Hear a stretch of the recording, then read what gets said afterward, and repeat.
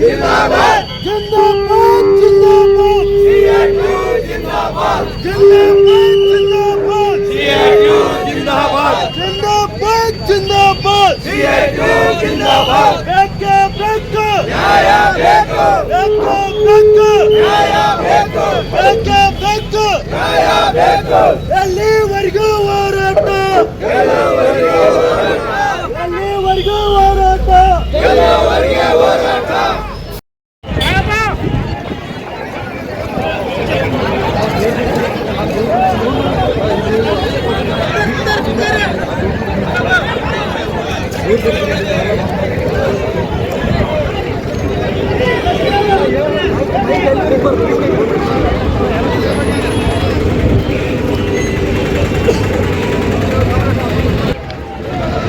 ರೋಡಿನ ಸುತ್ತುಬದಿಯಲ್ಲಿ ಕೂಡಬೇಕು, ಸುತ್ತುಕೋನಲ್ಲಿ ಕೂಡಬೇಕು.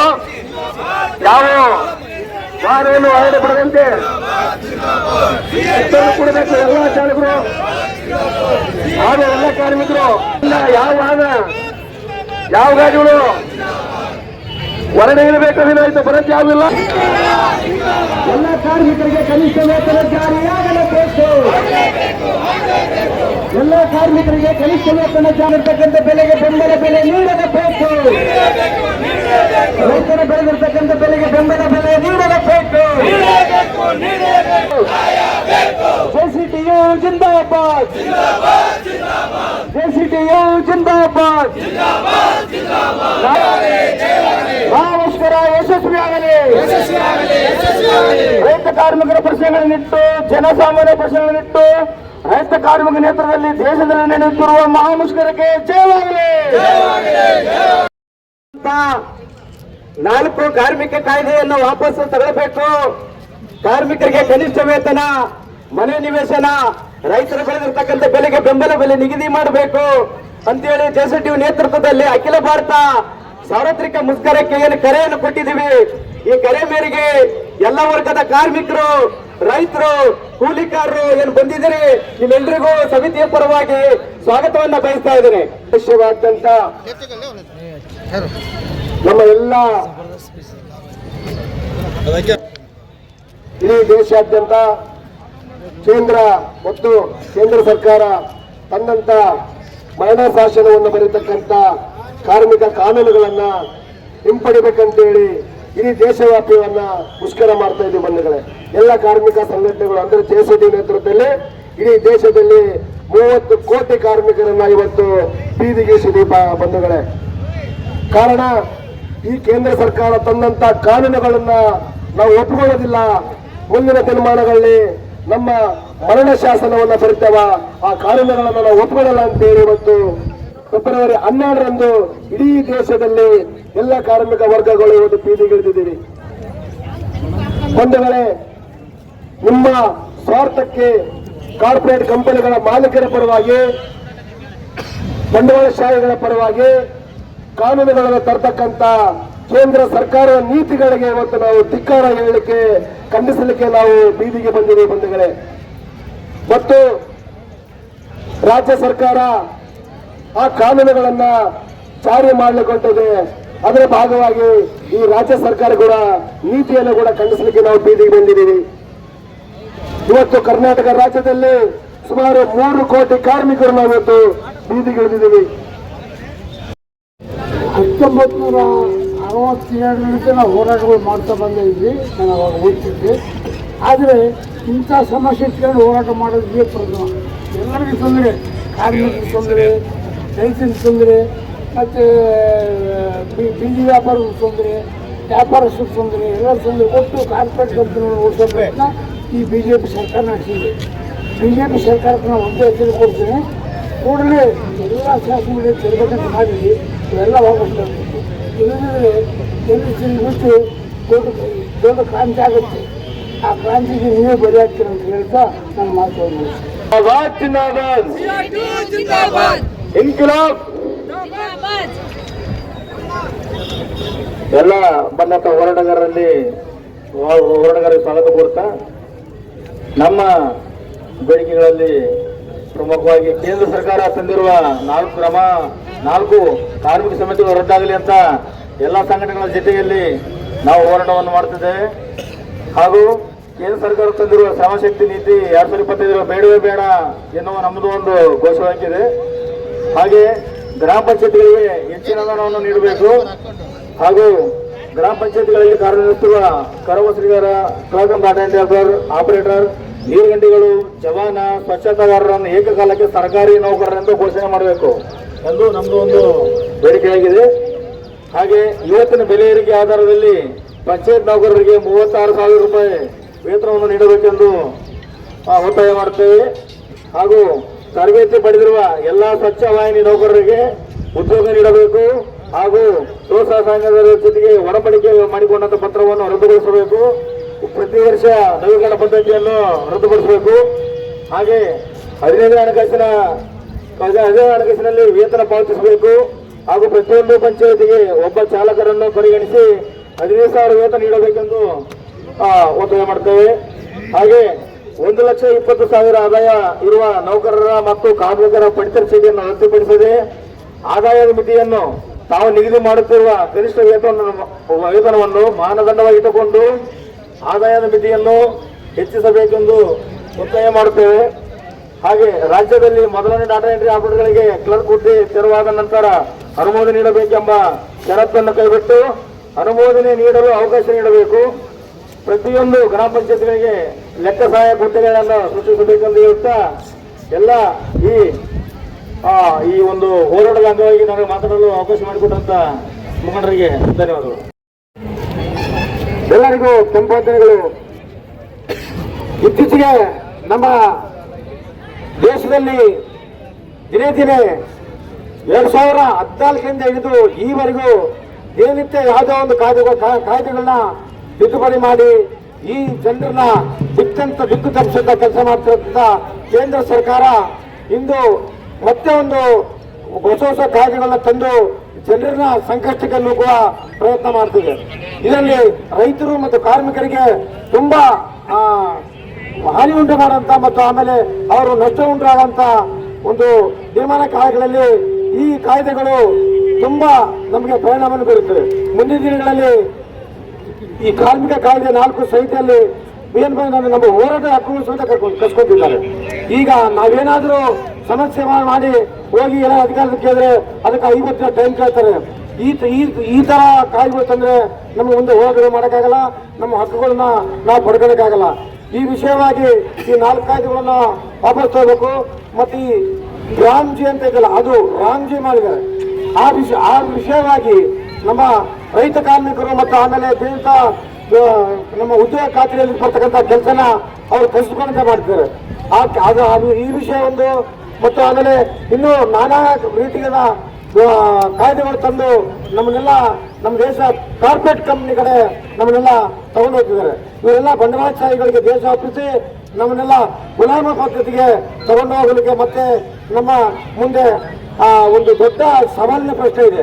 ನಾವು ಅದನ್ನ ಮೆಟ್ಟಿ ನಿಂತು ಈ ಹೋರಾಟ ಇಲ್ಲಿಗೆ ನಿಲ್ಲುತ್ತಿಲ್ಲ. ಇದು ಈ ಹೋರಾಟ ನಿರಂತರವಾಗಿ ನಡೀತಾ ಅಂತ ಹೇಳ್ತಾ ನನಗೆ ಮಾತಾಡಲಿಕ್ಕೆ ಅವಕಾಶ ಮಾಡಿಕೊಂಡು ಎಲ್ಲರಿಗೂ ಧನ್ಯವಾದಗಳು ಸಲ್ಲಿಸ್ತೇನೆ. ಇನ್ಕ್ಲಾಬ್ ಜಿಂದಾಬಾದ್, ದೇಶ ಜಿಂದಾಬಾದ್, ಕಾರ್ಮಿಕರೇ ಒಂದಾಗಿ, ಕಾರ್ಮಿಕರೇ ಒಂದಾಗಿ, ಯಾತಕ್ಕಾಗಿ ಹೋರಾಟ, ಯಾತಕ್ಕಾಗಿ ಹೋರಾಟ, ಏನೇ ಬರದೆ, ಏನೇ ಬರದೆ.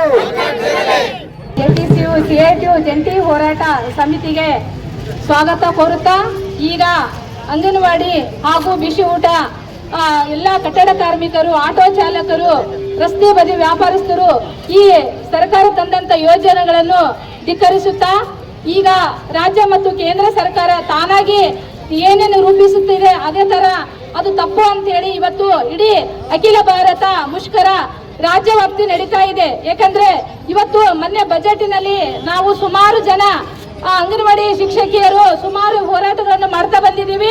ಆದ್ರೆ ಮೊನ್ನೆ ಬಜೆಟ್ನಲ್ಲಿ ಈ ಕೇಂದ್ರ ಸರ್ಕಾರ ಇರುವಂತ ಯೋಜನೆಗಳನ್ನು ನಾವು ಮಾಡ್ತಾ ಇದ್ದೀವಿ ಕೆಲಸ. ಆದ್ರೆ ಕೇಂದ್ರ ಸರ್ಕಾರದವರು ಒಂದು ರೂಪಾಯಿನೂ ನಮಗ ಗೌರವಧನ ಬಿಡುಗಡೆ ಮಾಡಿಲ್ಲ. ಯಾಕಂದ್ರೆ ನಾವು ಬಿಡುಗಡೆ ಮಾಡ್ತೀವಿ ಅಂತ ಹೇಳ್ತಾ ಇದಾರ. ಆದ್ರೆ ನಾವು ಮಾಡುವಂತ ಕೆಲಸ ಎಷ್ಟೊಂದು ಕೆಲಸ ನಮ್ಗೆ 50,000 ರೂಪಾಯಿ ವೇತನ ಕೊಟ್ಟರು ಸರ್ಕಾರ ಸಾಲದು.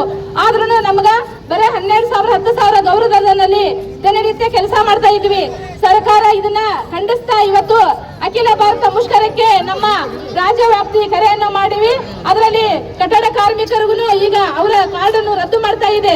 ಯಾಕಂದ್ರೆ ಕಾರ್ಡ್ ನಮ್ಮ ಕಾರ್ಮಿಕ ಕಾಯ್ದೆಗಳ ಅನುವಾಗಿ ಈಗ 4 ಕಾಯ್ದೆಗಳನ್ನು ರದ್ದು ಮಾಡೋದನ್ನು ನಾವು ಖಂಡಿಸ್ತಾ ಇದ್ದೀವಿ. ಯಾಕಂದ್ರೆ ನಮ್ಮ ಅಂಗನವಾಡಿ ಮಕ್ಕಳನ್ನು ಅದರಲ್ಲಿ ಕಟ್ಟಡ ಕಾರ್ಮಿಕರಲ್ಲಿ ಕೆಲಸ ಮಾಡ್ತಾ ಇದ್ದಾರೆ, SFI ನಲ್ಲಿ ಕೆಲಸ ಮಾಡ್ತಾ ಇದ್ದಾರೆ, ಪ್ರತಿಯೊಂದು ರಂಗದಲ್ಲಿ ನಮ್ಮ ಅಂಗನವಾಡಿ ಮಕ್ಕಳು ಕೆಲಸ ಮಾಡ್ತಾ ಇದ್ದಾರೆ. ಈಗ ನಮಗೆ ಗೌರವಧನನೂ ಕಡಿಮೆ, ಮಕ್ಕಳ ಶಿಕ್ಷಣ ಈಗ ಇವತ್ತು ದಿನನಿತ್ಯದಲ್ಲಿ ಏರ್ತಾ ಇದೆ. ಅದು ನಮಗೆ ಬಾಡಿಗೆ ಕಟ್ಟಕ್ ಆಗ್ತಾ ಇಲ್ಲ, ಮಕ್ಕಳಿಗೆ ಸ್ಕೂಲ್ ಫೀಸ್ ಕಟ್ಟಕ್ ಆಗ್ತಾ ಇಲ್ಲ, ಮನೆ ನಡೆಸಕ್ ಆಗ್ಲಾರ್ದಿರುವಂತ ಈ ಸರ್ಕಾರಕ್ಕೆ ನಾವು ಧಿಕ್ಕರಿಸುತ್ತಾ ಮುಂದ ಈಗ ಈ JCT ಹೋರಾಟದಲ್ಲಿ ಏನ್ ತೀರ್ಮಾನ ತಗೋತಾರ ಅದಕ್ಕೆಲ್ಲ ನಾವು ಬದ್ಧರಾಗಿ ನೀವು ಸಹಕಾರ ನಮ್ ಜೊತೆಗೆ ಕೊಡ್ತಾ ಇದ್ರಿ, ನಾವು ನಿಮ್ ಜೊತೆಗೆ ಇರ್ತೀವಿ. ಮುಖ್ಯವಾಗಿ ಶಿಕ್ಷಣ ಇಲಾಖೆ LKG UKG ನಡೆಯುವುದನ್ನು ನಿಲ್ಲಿಸಿ ಅಂಗನವಾಡಿ ಕೇಂದ್ರಗಳಲ್ಲೇ ಕೊಡಬೇಕು. ಅಂಗನವಾಡಿ ನೌಕರರ ದ್ರೋಹ ಬಗೆದ 4 ಕಾರ್ಮಿಕ ಸಂಹಿತೆಗಳನ್ನು ರದ್ದಾಗಬೇಕು. ಶಾಸನಬದ್ಧ ಸವಲತ್ತುಗಳನ್ನು ನೀಡುವ ಶ್ರಮಶಕ್ತಿ ನೀತಿ 2025 ಬೇಡವೇ ಬೇಡ. ಅಂಗನವಾಡಿ ನೌಕರರಿಗೆ ಮುಟ್ಟಿನ ರಜೆ ನೀಡಬೇಕು. 56 ಲಕ್ಷ ಸ್ಕೀಮ್ ನೌಕರರು.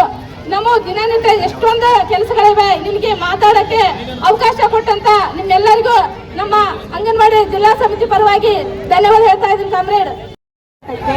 ಎಲ್ಲರಿಗೂ ಸ್ವಾಗತ ಕೊಡ್ತಾ ಇದ್ದೀನಿ. ಹಾಗೆ ನಾವು ಬಿಸಿ ಕಡೆಯಿಂದ ಮಾತಾಡ್ತಾ ಇದ್ದೀವಿ. ಈ ಕಾರ್ಮಿಕ ಸಂಘಟನೆಗಳನ್ನ 4 ಕಾರ್ಮಿಕ ಸಂಹಿತೆಗಳನ್ನ ತಿದ್ದುಪಡಿ ಮಾಡಿರೋದ್ರಿಂದ ಎಲ್ಲಾ ಕಾರ್ಮಿಕರು ಬೀದಿಗೆ ಬರುವಂತ ಪರಿಸ್ಥಿತಿ ಬಂದಿದೆ. ಹಾಗೂ ಮುಂದಿನ ದಿನಗಳಲ್ಲಿ ಎಷ್ಟೋ ಜನ ನಮ್ಮಂತ ಕಾರ್ಮಿಕರು ಕೆಲಸ ಕಳ್ಕೊಂತೀವಿ ಅಂತಂದೇಳಿ ಈಗಲೇ ಗೊತ್ತಾಗ್ತಾ ಇದೆ. ಆದ ಕಾರಣ ಮುಂದಿನ ದಿನಗಳಲ್ಲಿ ನಾವೆಲ್ಲರೂ ಒಗ್ಗಟ್ಟಾಗಿ ಕೆಲಸ ಮಾಡಬೇಕು. ಹಾಗೂ ನಮ್ಮ ಬಿಸಿ ಊಟದವ್ರಿಗಂತಾರೆ ತೀರಾ ಕೆಳಮಟ್ಟದಲ್ಲಿ ಈ ಕೇಂದ್ರ ಸರ್ಕಾರ ದುಡಿಸ್ಕೊಳ್ತಾ ಇದೆ.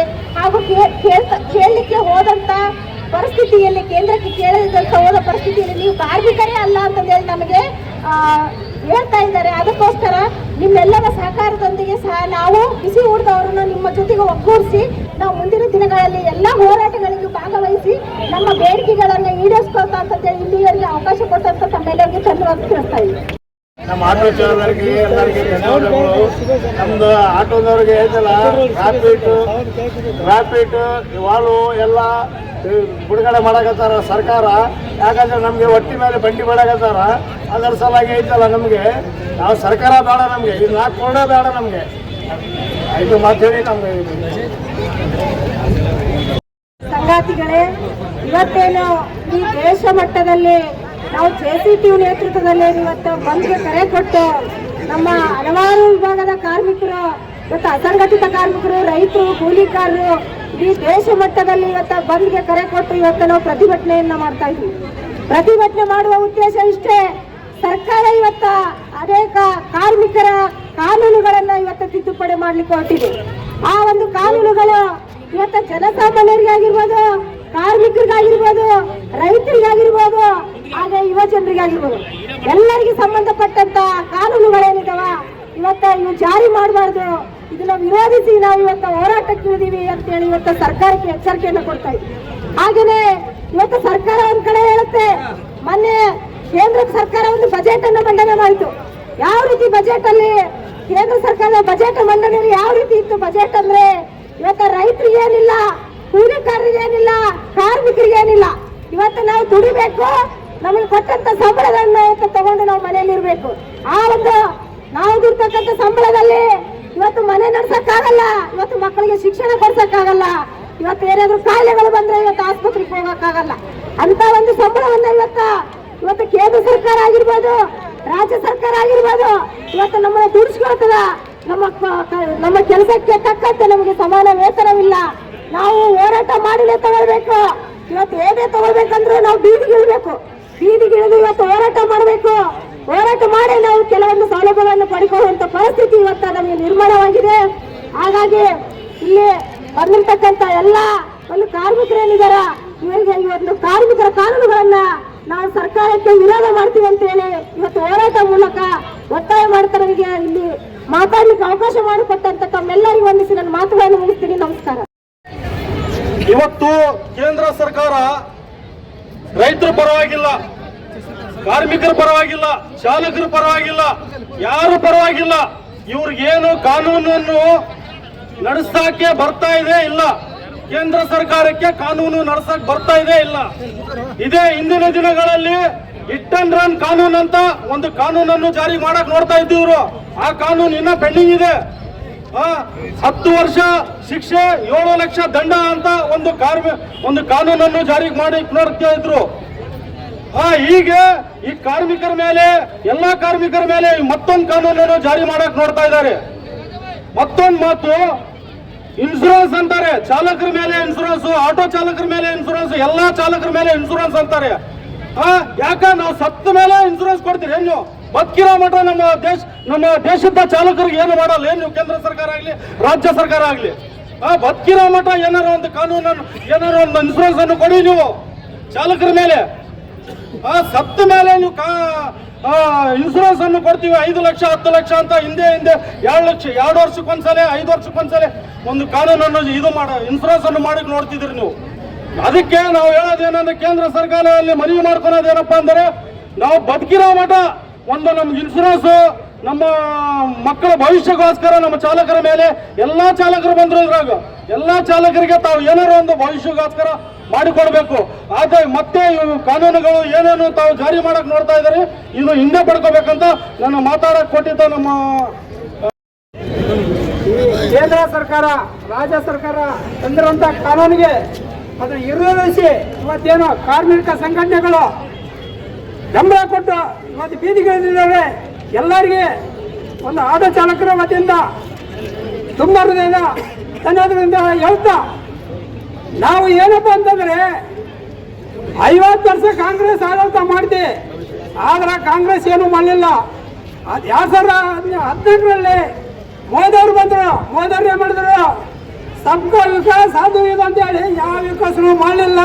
ಅವ್ರು ಮಾಡ್ತಿದೆ ಕಾರ್ಮಿಕರಿಗೆ ಏನಪ್ಪ ಅಂದ್ರೆ ಒಟ್ಟು ಕೊಡಂತ ಕೆಲಸನ ಮಾಡ್ತು ಕಾಂಗ್ರೆಸ್ ಸರ್ಕಾರ ಹೊರತಾಗಿ ಇದು ಬಿಜೆಪಿ ಸರ್ಕಾರ, ಕೇಂದ್ರ ಸರ್ಕಾರ ಬಡವರಿಗಾಗಿ ಏನು ಯೋಜನೆ ತಂದಿಲ್ಲ. ನಾವು ಇನ್ನ ಕಾಯ್ತಾ ಇದ್ದೀವಿ. ಇವತ್ತು ತರ್ತಾರೆ ಒಳ್ಳೆಯದು ಸಂಘ ಬಂದಿಲ್ಲ.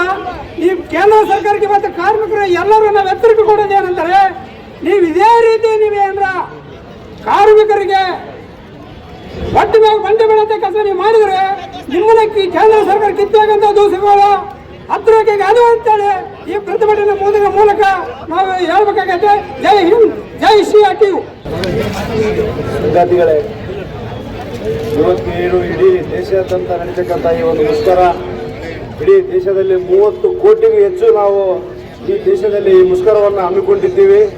ಇದು ಏನಪ್ಪ ಅಂದ್ರೆ, ಇವತ್ತು ರಾಜ್ಯ ಸರ್ಕಾರಕ್ಕೆ ಮತ್ತು ಕೇಂದ್ರ ಸರ್ಕಾರಕ್ಕೆ ಒಂದು ಎಚ್ಚರಿಕೆ ಕೊಡೋಕ್ಕೋಸ್ಕರ ನಾವು ರಸ್ತೆ ಬದಿಯಲ್ಲಿ ಕುಂತ್ಕೊಂಡು ಎಲ್ಲ ಸಾರ್ವಜನಿಕರ ಮಧ್ಯದಲ್ಲಿ ಒಂದು ಈ ಹೋರಾಟವನ್ನು ನಾವು ಮಾಡ್ತಾ ಇದ್ದೀವಿ. ಎಲ್ಲ ಆಟೋ ಚಾಲಕರಾಗಿರ್ಬೋದು, ಲಾರಿ ಚಾಲಕರಾಗಿರ್ಬೋದು, ಇನ್ನು ಇತರ ಚಾಲಕರಾಗಿರ್ಬೋದು, ಎಲ್ಲರೂ ಈ ಒಂದು ಮುಷ್ಕರಕ್ಕೆ ಒಂದು ಬೆಂಬಲವನ್ನು ಕೊಟ್ಟಾರ. ಇದು ಏನಕ್ಕೋಸ್ಕರ ಮುಷ್ಕರಪ್ಪ ಅಂದ್ರೆ, ಇವತ್ತು ಈ ಒಂದು 4 ಕಾನೂನುಗಳು ನಮ್ಮ ಕಾರ್ಮಿಕರ ಕಾಯ್ದೆಗಳನ್ನು ಈ ಕೇಂದ್ರ ಮತ್ತು ರಾಜ್ಯ ಸರ್ಕಾರಗಳು ಬಿಡುಗಡೆ ಮಾಡ್ಯಾವ. ದಯವಿಟ್ಟು ಇದನ್ನ ಹಿಂದಕ್ಕೆ ತಗೊಳ್ರಿ. ಇಲ್ಲಪ್ಪ ಅಂದ್ರೆ ಈ ರಾಜಸ್ಥಾನ ಈ ಭಾಗದಲ್ಲಿ ಇನ್ನೊಂದು ಏನಪ್ಪಾ ಅಂದ್ರೆ, ಅಲ್ಲಿಂದ ರೈತರು ಹೆಂಗ ಒಂದು ಬೀದಿಗೆ ಹೋರಾಟಕ್ಕೆ ನಿಂತ್ಕೊಂಡು ಅವೆಲ್ಲ ಅವ್ರ ಮೇಗೆ ಮಾಡಿರೋಂಥ ಕಾನೂನುಗಳನ್ನ ಹಿಂದಕ್ಕೆ ತೆಗೆದ ಮೇಲೆ ಅವ್ರು ಎದ್ದೋದ್ರು. ಅದೇ ರೀತಿ ನಾವು ಎದ್ದೋಗ್ಬೇಕಾದಂಥ ಪರಿಸ್ಥಿತಿಗಳು ಬರ್ತಾವ. ಇಲ್ಲಿ ಇನ್ನೊಂದು ಏನಪ್ಪಾ ಅಂದ್ರೆ, ಎಲ್ಲ ಮಿಲಿಟ್ರಿಗೂ ಕಾರ್ ಚಾಲಕರು ಬೇಕು, ಅವ್ರ ಮನೆ ಕೆಲಸ ಮಾಡಕ್ಕೂ ಮಹಿಳೆ ಒಂದು ಕಾರ್ಮಿಕರು ಬೇಕು. ಬಟ್ ಕಾರ್ಮಿಕರ ಕಾಯ್ದೆಗಳನ್ನ ಈ ರೀತಿ ಮಾಡಬಾರ್ದಪ್ಪ ಅಂದ್ರ ಅವ್ರ ಮೇಲೆ ಇಲ್ಲದಂತ ಕಾನೂನುಗಳನ್ನ ಜಾರಿ ಮಾಡಿ ಇವತ್ತು ದುರ್ಗತಿಗೆ ದಿನಂತ ವರ್ಗದವರಿಗೆ ಬಹಳ ಒಂದು ತೊಂದರೆ ಆಗ್ತಾ ಇದೆ. ಇದು ಏನಪ್ಪಾ, ಇದನ್ನ ಆದಷ್ಟು ಜಲ್ದಿ ನೀವು ಈ ಮುಷ್ಕರಕ್ಕೆ ಇದ್ರ ಬಗ್ಗೆ ನೀವು ಆಲೋಚನೆ ಮಾಡಿಲ್ಲಪ್ಪ ಅಂದ್ರೆ ಕೇಂದ್ರ ಮತ್ತು ಸರ್ಕಾರಕ್ಕೆ ನಾವು ಎಚ್ಚರಿಕೆ ಕೊಡ್ತೀವಿ. ದಯವಿಟ್ಟು ಎಲ್ಲರೂ ಈ ಒಂದು ಸಾರ್ವಜನಿಕ ಮುಷ್ಕರಕ್ಕೆ ಏನ್ ಬಂದಿರಿ, ಯಾವುದೇ ರೀತಿಯಿಂದ ತೊಂದರೆ ಮಾಡಾರ್ದಂಗ ಇಲ್ಲಿ ನಾವು ಎಷ್ಟೊತ್ತಿರ್ಬೇಕಂತೇಳಿ ನಮ್ಮಾಗಿರೋಂಥ ಹಿರಿಯರು ಈ ಒಂದು ಮುಷ್ಕರಕ್ಕೆ ಹೇಳ್ತಾರ. ಎಲ್ಲರೂ ಅದೇ ರೀತಿಯಿಂದ ಮುಷ್ಕರನ ಯಶಸ್ವಿ ಮಾಡೋಕ್ಕಾಗಿ ವಿನಂತಿ. ನನಗೆ 4 ಮಾತಾಡಕ್ಕೆ ಅವಕಾಶ ಮಾಡಿಕೊಟ್ಟು ಕೇಂದ್ರ ಕಾರ್ಮಿಕ ಸಂಘಟನೆಗಳ ನೇತೃತ್ವದಲ್ಲಿ ಮತ್ತು ಗಂಗಾವತಿಯಲ್ಲಿ CITU ಮತ್ತು ಕಾರ್ಮಿಕ ಸಂಘಟನೆಗಳ ಜಂಟಿ ನೇತೃತ್ವದಲ್ಲಿ ಅಖಿಲ ಭಾರತ ಮುಷ್ಕರದ ಅಂಗವಾಗಿ ಗಂಗಾವತಿಯಲ್ಲಿ ಇವತ್ತು ಮುಷ್ಕರವನ್ನು ಮಾಡ್ತಾ ಇದ್ದೀವಿ. ಇವತ್ತು ಕೇಂದ್ರ ಸರ್ಕಾರ ನವೆಂಬರ್ 21ನೇ ತಾರೀಕು ಇವತ್ತೇನು ಕೇಂದ್ರ ಕಾರ್ಮಿಕ ವಿರೋಧಿ ನೀತಿಯನ್ನ ಯಥಾವತ್ತಾಗಿ ಜಾರಿ ಮಾಡಿ ಈ ದೇಶದ ಕಾರ್ಮಿಕರನ್ನ ಗುಲಾಮಗಿರಿಗೆ ತಳ್ತಕ್ಕಂಥ ಈ ಬಿಜೆಪಿ ಸರ್ಕಾರದ ಜನವಿರೋಧ ನೀತಿಯನ್ನ ಇವತ್ತು ನಾವು ಖಂಡಿಸ್ತಾ ಇದ್ದೀವಿ. ಇವತ್ತು ಅದೇ ರೀತಿಯಾಗಿ ಗ್ರಾಮೀಣ ಪ್ರದೇಶದಲ್ಲಿರ್ತಕ್ಕಂಥ ರೈತರು, ಕೂಲಿಕಾರರು, ಕಾರ್ಮಿಕರು ಇವತ್ತು ಉದ್ಯೋಗ ಖಾತ್ರಿಯಿಂದ ನಂಬಿ ಇವತ್ತು ಜೀವನ ಮಾಡ್ತಕ್ಕಂಥ 30 ಕೋಟಿ ಜನ ಇವತ್ತು ಈ ಒಂದು ಮನ್ರೇಗಾವನ್ನ ಪುನರ್ ಸ್ಥಾಪಿಸಬೇಕು, ವಿ ರಾಮ್ಜಿ ಅಂತಕ್ಕಂಥದ್ದು ಹೆಸರಿನಲ್ಲಿ ಉದ್ಯೋಗ ಖಾತ್ರಿಯನ್ನ ಹಾಳು ಮಾಡ್ತಕ್ಕಂಥ ನರೇಂದ್ರ ಮೋದಿ ಸರ್ಕಾರದ ನೀತಿಯನ್ನ ಖಂಡಿಸಿ ಇವತ್ತು ಇಡೀ ದೇಶದಾದ್ಯಂತ ರೈತರು, ಕೂಲಿಕಾರರು, ಕಾರ್ಮಿಕರು ಇವತ್ತು ಬೀದಿಗಿಳಿದು ಇವತ್ತು ಹೋರಾಟ ಮಾಡ್ತಿದೆ. ಅದ್ರ ಜೊತೆಗೆ ಇವತ್ತು ಅಸಂಘಟಿತ ವಲಯದಲ್ಲಿ ಕೆಲಸ ಮಾಡ್ತಕ್ಕಂಥ, ಸ್ಕೀಮ್ ನಲ್ಲಿ ಕೆಲಸ ಮಾಡ್ತಕ್ಕಂಥ ಅಂಗನವಾಡಿ, ಬಿಸಿ ಊಟ, ಆಶಾ, ಆಟೋ, ಹಮಾಲಿ ಕಾರ್ಮಿಕರು ಅವರ ಭವಿಷ್ಯಕ್ಕಾಗಿ, ಅವರ ಭವಿಷ್ಯ ನಿಧಿ, ಕನಿಷ್ಠ ವೇತನ ಜಾರಿಗಾಗಿ ಇವತ್ತೇನು ಹೋರಾಟ ಮಾಡ್ತಾರ, ಆ ಹೋರಾಟಕ್ಕೆ ನೀವೇನಾದ್ರು ಕೇಂದ್ರ ಸರ್ಕಾರ ಇವತ್ತೇನು ಎಚ್ಚೆತ್ತು ನೀವು ಮಾಡಿರ್ತಕ್ಕಂಥದ್ದನ್ನ ವಾಪಸ್ ಪಡೀಲಿಕ್ಕೆ ಬಂದ್ರ ಇವತ್ತೇನು 2022ರಲ್ಲಿ ನಿಮ್ಮ ವಿರುದ್ಧ 1 ವರ್ಷಗಳ ಕಾಲ ಹೋರಾಟ ಹೆಂಗ ನಡೀತು ಆ ರೀತಿಯಲ್ಲಿ ನಿಮ್ಮ ವಿರುದ್ಧ ಹೋರಾಟ ಮಾಡ್ಬೇಕಾಗತ್ತ. ನಿಮ್ಮನ್ನ ಸೋಲಿಸುವವರೆಗೂ ನಾವು ಕಾರ್ಮಿಕರು ನಿಮ್ಮನ್ನ ಬಿಡೋದಿಲ್ಲ ಅಂತಕ್ಕಂಥದ್ದನ್ನು ನಾವು ಎಚ್ಚರಿಕೆ ಕೊಡುವುದಕ್ಕಾಗಿ ಇವತ್ತು ನಾವು ಈ ದೇಶಾದ್ಯಂತ ಮುಷ್ಕರ ಮಾಡ್ತೀವಿ. ಹಂಗಾಗಿ ನರೇಂದ್ರ ಮೋದಿ ನೇತೃತ್ವದ ಸರ್ಕಾರ ಇವತ್ತೇನಾರ ನಮ್ಮ ಮುಷ್ಕರಕ್ಕೆ ಬೆಲೆ ಕೊಟ್ಟು ನೀವು ಮಾಡಿರ್ತಕ್ಕಂಥ ಕಾನೂನುಗಳನ್ನ ನೀವೇನಾದ್ರೂ ವಾಪಸ್ ಪಡಿಲ್ಲ ಅಂದ್ರ ಮುಂದೆ ಬರ್ತಕ್ಕಂಥ ಎಲೆಕ್ಷನ್ ನಲ್ಲಿ, ಮುಂದೆ ಬರ್ತಕ್ಕಂಥ ಚುನಾವಣೆಗಳಲ್ಲಿ ನಿಮಗೆ ನಾವು ತಕ್ಕ ಪಾಠವನ್ನ ಕಲಿಸ್ತೇವೆ ಅಂತಕ್ಕಂಥದ್ದನ್ನ ಈ ಮುಖಾಂತರ ಎಚ್ಚರಿಕೆಯನ್ನು ಕೊಡಕ್ಕೆ ನಾವು ಬಯಸ್ತೇವೆ ಅಂತ ಹೇಳ್ತಾ ಮಾತಾಡಕ್ಕೆ ಅವಕಾಶ ಕೊಟ್ಟಿರ್ತಕ್ಕಂಥ ತಮ್ಮೆಲ್ಲ ಎಲ್ಲ ಮುಖಂಡರು, ಹಿರಿಯರು ಬಂದು ಸಾಕಷ್ಟಕ್ಕೆ ಧನ್ಯವಾದ ಸಲ್ಲಿಸ್ತಾ, ಮತ್ತು ಇಡೀ ಕೇಂದ್ರ ಸರ್ಕಾರ, ಇಡೀ ಕಾರ್ಮಿಕರು, ಇಡೀ ಬಿಜೆಪಿ ಮಾಡುತ್ತಿದ್ದ ಈ ರಾಜಕಾರಣಿಗಳು, ಮೇಲ ಅಧಿಕಾರಿಗಳು ಮನೆಯಲ್ಲಿ ಕೂಡ ಪ್ರತಿಯೊಬ್ಬರು ಕಾರ್ಮಿಕರೇ ಕೆಲಸ ಮಾಡ್ತಿರೋದು.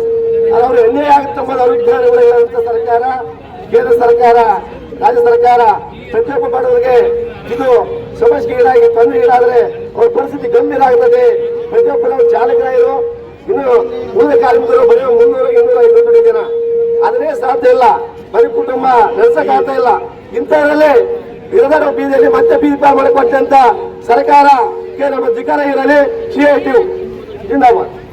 ಆತ್ಮೀಯ ಕಾರ್ಮಿಕ ಬಂಧುಗಳೇ, ಒಂದ್ ಕಡೆ ಕಾರ್ಮಿಕರ, ರೈತರ ವಿರೋಧಿ ಕಾನೂನುಗಳನ್ನ ಏನ್ ತೆರಳಿಕೊಂಡಿದೆ, ಕಾರ್ಮಿಕರ ಮಕ್ಕಳ ಭವಿಷ್ಯ ನಿಧಿ ಮತ್ತು ಕಾರ್ಮಿಕರ ಮಕ್ಕಳ ಶಿಕ್ಷಣವನ್ನ ಬೀದಿ ಪಾಲ್ ಮಾಡ್ತಕ್ಕಂಥ ಕೇಂದ್ರ ಸರ್ಕಾರಗಳು ಈ ಹೋರಾಟದ ಮುಖಾಂತರ ಅವರಿಗೆ ಧಿಕ್ಕರವನ್ನ ಹೇಳಕ್ ಬಯಸ್ತಾ ಇದ್ದೇನೆ. ಒಂದ್ ಕಡೆ ಕೆಪಿಎಸ್ಸಿ ಶಾಲೆಗಳನ್ನ ತರಲಿಕ್ಕೆ ಹೊಂಟಿದೆ, ಅದನ್ನ ಸ್ವಾಗತವನ್ನ ಮಾಡ್ತೇವೆ. ಅದ್ರ ಜೊತೆಗೆ ಗ್ರಾಮ ಪಂಚಾಯತಿಯಲ್ಲಿ ಇರ್ತಕ್ಕಂಥ ಹಳ್ಳಿಗಳ ಶಾಲೆಗಳನ್ನ ಕೆಪಿಎಸ್ಸಿ ಶಾಲೆಗಳನ್ನ ಮಾಡ್ತೇವೆ ಅಂತೇಳಿ ಮುಖಾಂತರ ಅದ್ರ ಮಾಡುವುದರ ಮುಖಾಂತರ ಅಕ್ಕಪಕ್ಕದ ಶಾಲೆಗಳನ್ನ ಮುಚ್ಚಲಿಕ್ಕೆ ಹೊಂಟಿದೆ. ಇದು ಕೇಂದ್ರದ ನೀತಿ ಸರಿಯಾದಲ್ಲ. ಶಾಲಾ ಮಕ್ಕಳು ಸರ್ಕಾರಿ ಶಾಲೆಗಳ ಉಳಿವಿಗಾಗಿ ನಾವೆಲ್ಲರೂ ಹೋರಾಟ ಮಾಡೋಣ ಅಂತ ಹೇಳ್ತಾ ನನಗೆ 4 ಮಾತನ್ನ ಮಾತಾಡ್ಲಿಕ್ಕೆ ಅವಕಾಶ ಮಾಡಿಕೊಟ್ಟಂತ ತಮ್ಮೆಲ್ಲರಿಗೂ ವಂದಿಸಿ ನನ್ನ ಮಾತು ಮುಗಿಸ್ತೇನೆ. ಕಾರ್ಯದರ್ಶಿಗಳಾಗಿರ್ತಕ್ಕಂಥ ಸಂಗಾತಿ ನಿರ್ಪಾದಿ ಬೆಣಕಲ್ ಅವರು ಮಾತಾಡಬೇಕಂತೇಳಿ ಅವರ ವಿನಂತಿ.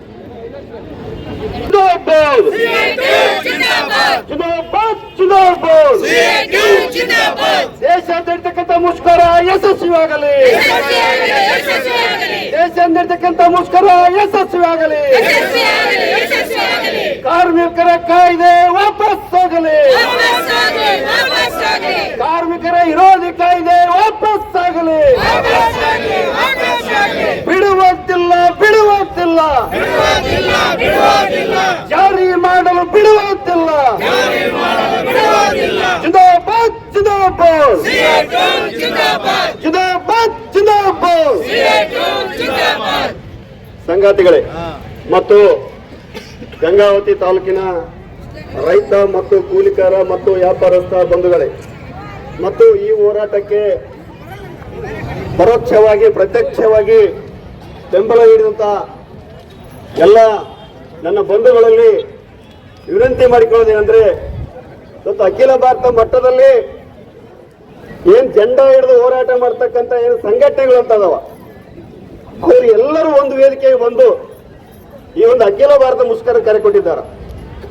ಈಗಾಗಲೇ ಬೆಂಗಳೂರಲ್ಲಿ ನಮ್ಮ ಪಕ್ಷದ ರಾಜ್ಯ ಕಾರ್ಯದರ್ಶಿ ಮತ್ತು ಸಿಐಟಿನ ಮುಖಂಡರುಗಳನ್ನ ಸರ್ಕಾರ ಪೊಲೀಸರ ಮುಖಾಂತರ ಈಗಾಗಲೇ ಅರೆಸ್ಟ್ ಮಾಡಿ ಬಂಧನ ಮಾಡಿದೆ. ಬೆಂಗಳೂರಲ್ಲಿ ನಾವು ಅರೆಸ್ಟ್ಗೆ ಬಂಧನಕ್ಕೆ ಎದುರ್ತಕ್ಕಂಥರಲ್ಲ, ನಾವು ಹೋರಾಟಗಾರರು ಬೀದಿಯಲ್ಲಿ ನಿಂತ್ಕೊಂಡು ಹೋರಾಟ ಮಾಡಿ ನಮ್ಮ ನ್ಯಾಯ ತರಿಸ್ತಕ್ಕಂಥ ಜನ ನಾವು. ಹೀಗಾಗಿ ಕೇಸ್ಗಳಿಗೆ ಎದುರ್ತಕ್ಕಂಥರಲ್ಲ ಈ ಸರ್ಕಾರ ಕೇಳಬೇಕಾಗಿದೆ ನಾವು. ಮೋದಿ ಅವರು ಪೊಲೀಸರ ಮಲ್ಟಿನ ಬಿಟ್ಟು ಎದುರಿಸಬಹುದು, ಅವ್ರಿಗೆ ಬೇರೆ ದಾರಿನೇ ಇಲ್ಲಲ್ಲ. ತಾನು ಬಂದು ಮೀಡಿಯಾಗಳಲ್ಲಿ ಮುಂದೆ ನಿಂತು ಮಾತಾಡ್ತಕ್ಕಂಥ ಧೈರ್ಯ ಇಲ್ಲ, ಕಾರ್ಮಿಕರ ರೈತರ ಎದುರಿಸ್ತಕ್ಕಂಥ ಧೈರ್ಯ ಇಲ್ಲ. ಹಿಂಗಾಗಿ ಮೀಡಿಯಾಗಳು ಮುಂದೆ ನಿಂತು ಮಾತಾಡೋದಿಲ್ಲ, ಜನಗಳು ಮುಂದೆ ನಿಂತರೂ ಮಾತಾಡೋದಿಲ್ಲ. ಯಾಕಂದ್ರ ಡೆಲ್ಲಿಯ ಗಡಿಯಲ್ಲಿ 1 ವರ್ಷಗಳ ಕಾಲ ರೈತರು ಹೋರಾಟ ಮಾಡಿ ಕಾಯ್ದೆನ ವಾಪಸ್ ತೆಗೆದು ನಮ್ಮ ಮುಂದಿದೆ. ಅವಾಗ ಆ ಸಂದರ್ಭದಲ್ಲಿ ರೈತರ ಉದ್ದೇಶ ಮಾತಾಡ್ತಕ್ಕಂಥ ಯೋಗ್ಯತೆ ನರೇಂದ್ರ ಮೋದಿಗೆ ಇರಲಿಲ್ಲ. ಅಂದ್ರ ಜನಗಳ ಹತ್ರ ಮಾತಾಡ್ತಕ್ಕಂಥ ಶಕ್ತಿ ಇಲ್ಲ. ಹಿಂಗಾಗಿ ಇಡೀ ದೇಶದಲ್ಲಿ ಪೊಲೀಸರ ಮುಖಾಂತರ ಇವತ್ತು ದಬ್ಬಾಳಿಕೆ ಮಾಡ್ಲಿಕ್ಕೆ ನಮ್ಮನ್ನು ಹೊಂಟಿದ್ದಾನ. ನಾವು ಇಡೀ ದೇಶದ ಜನಗಳು ನಾವು ಇವತ್ತು ಪೊಲೀಸ್ ಇಲಾಖೆಗೆ ಕೆಲಸ ಮಾಡ್ತಕ್ಕಂಥ ನಮ್ಮ ಅಣ್ಣ ತಮ್ಮಂದ್ರಿಗೆ ಅವ್ರಿಗೆ ಹಗಲು ರಾತ್ರಿ ಕೆಲಸ ಹಚ್ಚಿದ್ದಾರೆ, ಅವ್ರಿಗೆ ಕೇಳಕ್ ಧ್ವನಿ ಇಲ್ಲ. ಮಿಲಿಟರಿಯಲ್ಲಿ ಹಗಲು ರಾತ್ರಿ ಕೆಲಸ ಮಾಡಕತ್ತ ಯಾರು ಧ್ವನಿ ಇಲ್ಲ. ಸರ್ಕಾರಿ ನೌಕರಿಗೆ ಧ್ವನಿ ಇಲ್ಲ. ಧ್ವನಿ ಇಲ್ದಂಗ ಮಾಡ್ಯಾರ. ಧ್ವನಿ ಇಲ್ದಂಗ ಮಾಡಿ ಕಾರ್ಮಿಕರ ಕಾಯ್ದೆನ ಕಾರ್ಪೊರೇಟರ್ ಕಾಯ್ದೆ ಮಾಡಿ ಕಟ್ಟಿದ್ದಾರ. ಏನ್ರಿ ಓಟ್ ಹಾಕ್ಸಬೇಕಾದ್ರ ಎಲ್ಲರೂ ಬಿಜೆಪಿ ಕಾಂಗ್ರೆಸ್ ಹೇಳಿದ್ರಿ ರೈತರು ಬೆಳೆದಂತ ಬೆಳೆನ ದ್ವಿಗುಣ ಮಾಡ್ತೀವಿ, ಕಾರ್ಮಿಕರಿಗೆ ಕಲ್ಯಾಣ ಮಾಡ್ತೀವಿ ಅಂತ ಹೇಳ್ತಕ್ಕಂಥವ್ರು.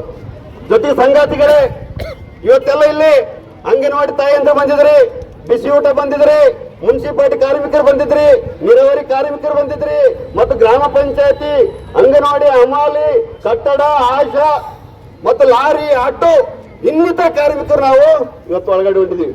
ನಾವು ಏನ್ ಹಿಡ್ಕೊಂಡು ಹೋರಾಟ ಮಾಡ್ಲಿಕ್ಕೆ ಎತ್ತಿದ್ವಿ ಇದುವರೆಗೂ? ನಮ್ಮ ಹೊಟ್ಟಿ ಪಾಡಿಗೆ ಏನು ಹೊಟ್ಟೆ ತುಂಬಕ್ಕ, ನಮ್ಮ ಕುಟುಂಬಕ್ಕೆ ಹೊಟ್ಟೆ ತುಂಬಕ್ಕ ವಿಷಯಗಳನ್ನು ಇಟ್ಕೊಂಡು ಇದುವರೆಗೂ ಹೋರಾಟ ಮಾಡಿದ್ವಿ. ನಾವು ಕಂಡಿದ್ದೀವಿ. ನಾವು ಹೋರಾಟ ಮಾಡ್ಕತ್ತೀವಿ, ಅಮೌಂಟ್ ಕಟ್ಕೊಂಡು ಹೋರಾಟ ಮಾಡಕತ್ತಿದ್ವಿ. ಮನೆ ಕೊಡ್ರು, ನಿವೇಶನ ಕೊಡ್ರು, ಇನ್ಶೂರೆನ್ಸ್ ಕೊಡ್ರು, ವಯಸ್ಸನ್ನು ಅದು ಕೊಡ್ರು, ಇದು ಕೊಡ್ರು ಕೇಳ್ತಾ ಇದ್ವಿ. ಇವತ್ತು ಅಂತ ಪರಿಸ್ಥಿತಿ ಇಲ್ಲ. ಇವತ್ತು ನಾವು ಕಾರ್ಮಿಕರಾಗಿ ಉಳ್ಕೊಳ್ತೀವ ಅಂತ ಪರಿಸ್ಥಿತಿ ಬಂದಿದೆ.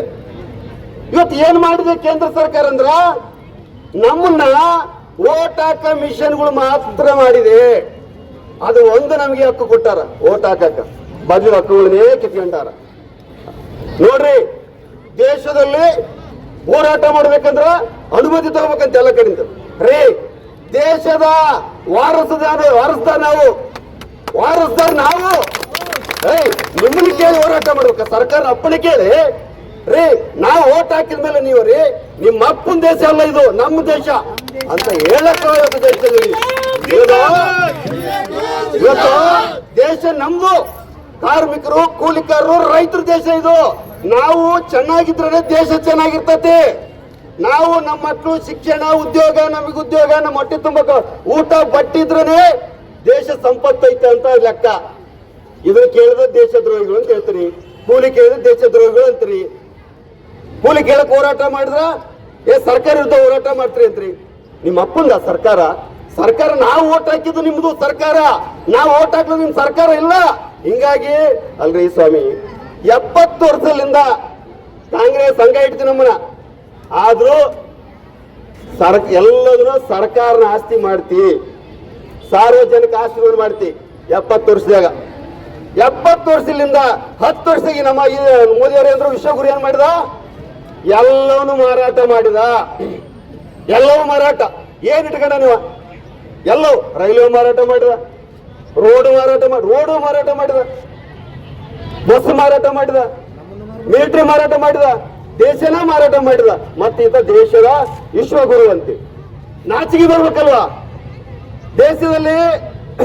ಮತ್ತು ರೈತರ ಸಮಿತಿ ಗೊತ್ತು, ಬ್ಯಾರೆ ದೇಶದಿಂದ ಬೀಜಕ್ಕೆ ಒಪ್ಪಂದಕ್ಕೆ ಸಹಿ ಮೊನ್ನೆ. ಬ್ಯಾರೆ ದೇಶದ ಬೀಜ ನಮ್ಮ ದೇಶದ ಎಲ್ಲಾಗ ಆಗ್ತಾ ಇತ್ತು ಪುಣಾತ್ಮ ಕೃಷಿ ಉತ್ಪನ್ನಕ್ಕ. ಎಂತ ಮಾರಕ ನೋಡ್ರಿ. ಇಂತ ಬ್ಯಾರೆ ದೇಶದ ಬೀಜ ನಮ್ಮ ದೇಶ ಯಾಲ್ರಿ? ರೈತರಿಗೆ ಗೊತ್ತಿದೆ ಯಾವ ಬೀಜ ಹಾಕ್ಬೇಕು. ನಾವು ರೈತರ ಮಕ್ಕಳು, ನಮ್ಮ ಭೂಮಿಗೆ ಯಾವ ಬೀಜ ಹಾಕಿರಿ ಅರ್ಥದಿಂದ ಬ್ಯಾರೆ ದೇಶವನ್ನು ಹೇಳಿದ್ರೆ ನಮ್ ಬೀಜ ಹಾಕ್ಬೇಕು. ಅವರು ಎಂತ ಕಾನೂನು ನೋಡ್ರಿ. ಒಂದ್ ಕಡೆ ಕಾರ್ಮಿಕರ ಪರವಾಗಿ ಇಲ್ಲ, ರೈತರ ಪರವಾಗಿ ಇಲ್ಲ, ವ್ಯಾಪಾರಸ್ಥರ ಪರವಾಗಿಲ್ಲ. ನೋಡಿ, ಮಾಲ್ಗಳು ಬಂದು ವ್ಯಾಪಾರಸ್ಥರ ನಿರಂತರದಿಂದಲೇ ನಾವು ಗಂಜಾ ಆಗಿರಕ್ ಆಗಲ್ಲ. ಯಾಕಂದ್ರ ಇವತ್ತು ಕಾರ್ಪೊರೇಟರ್ ಡೈರೆಕ್ಟ್ ಆಗಿ ರೈತರನ್ನ ಖರೀದಿ ಮಾಡ್ತಾರ. ಒಂದು ಮಿಷನ್ ಹಚ್ಚಿ, ಅವಾಗ ನಾವು ಕಾರ್ಮಿಕರು ಇರೋದಿಲ್ಲ, ಬರೀ ಮಿಷನ್ಗಳು ಮತ್ತು ಮಾಲ್ಗಳು ಇರ್ತಾವ, ಆಟೋಗಳು ಇರೋದಿಲ್ಲ, ಯಾರು ಇರಲಾರ ಪರಿಸ್ಥಿತಿ ಬರ್ತಾ ಇದೆ. ಅಂತ ದಿನಗಳು ಬಹಳ ದಿನಗಳು ಮುಂದಿಲ್ಲ. ಇನ್ನೊಂದು 10 ವರ್ಷದಾಗ ಆ ದಿನಗಳು ಕಾಣ್ತು. ಅಂಗನವಾಡಿ ಬಿಸಿ ಊಟ ಮತ್ತು ಪಂಚಾಯತಿ ಅಂತ ಅವ್ರು ಬಿಡೋ ಅವ್ರು ಲೆಕ್ಕಕ್ಕಿಲ್ಲ ಹೋಗ್ತಾರ. ಅವ್ರು ಕಾರ್ಮಿಕರಲ್ಲ, ಅವ್ರು ಗೌರವಧನ ಅಂತ ಹೇಳ್ಬಿಡ್ರ ಅವರು.